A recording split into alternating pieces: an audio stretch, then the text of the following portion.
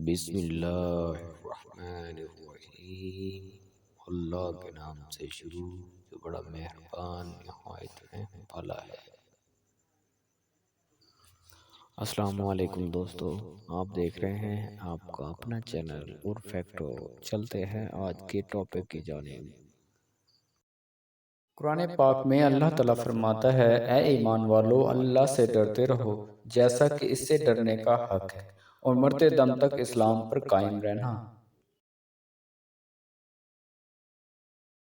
رسول اللہ صلی اللہ علیہ وسلم نے فرمایا، سرمایہ داری یہ نہیں کہ سامان زیادہ ہو، بلکہ سرمایہ داری یہ ہے کہ دل سے بے نیاز ہو۔ رسول اللہ صلی اللہ علیہ وسلم نے ارشاد فرمایا، انجیر کھاؤ، کینہ کیجیے، بواسیر کو ختم کرتا ہے اور جوڑوں کے درد میں مفید ہے۔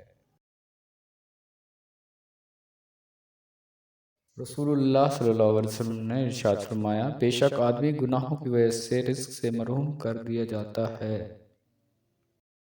رسول اللہ صلی اللہ علیہ وسلم نے فرمایا، ضعیف اور کمزور لوگ ڈھونڈنے میں میری مدد کرو، کیونکہ کہ کمزور اور ضعیفوں کی وجہ سے ہی تمہیں رزق دیا جاتا ہے اور تمہاری مدد کی جاتی ہے۔ رسول اللہ صلی اللہ علیہ وسلم نے فرمایا، اپنے نسب کے ساتھ اتنا ضرور سیکھو جس کے مطابق تم اپنی رشتہ داری ملا سکو، بے شک صلہ رحمی سے خاندان میں محبت پیدا ہوتی ہے، مال بڑھتا ہے اور عمر دراز ہوتی ہے۔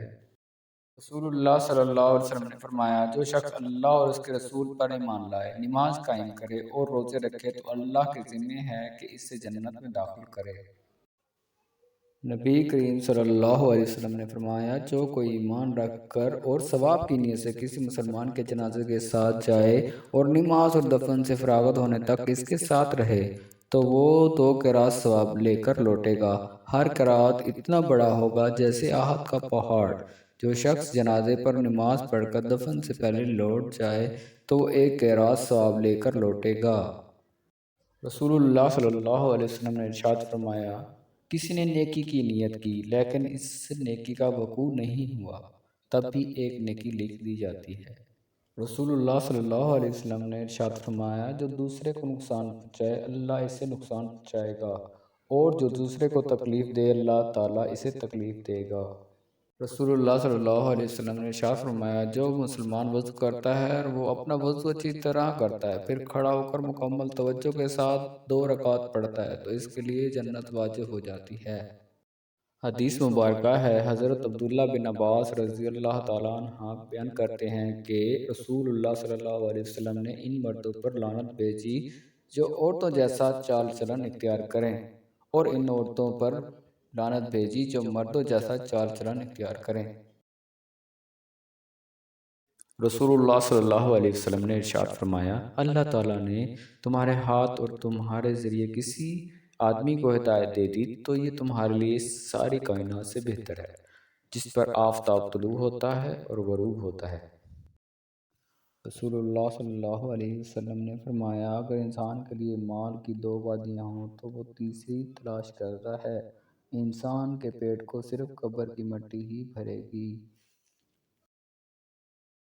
حضرت عبداللہ بن سلام رضی اللہ تعالیٰ عنہ فرماتے ہیں کہ پہلی بات جو میں نے رسول صلی اللہ علیہ وسلم سے سنی وہ یہ تھی، اے لوگو، سلام کو عام کرو، ضرورت مندوں کو کھانا کھلاؤ، رشتہ داریاں جوڑ کر رکھو، اور رات میں جب لوگ سو رہے ہوں تو نماز تہجد ادا کرو، تم سلامتی کے ساتھ جنت میں داخل ہو جاؤ گے۔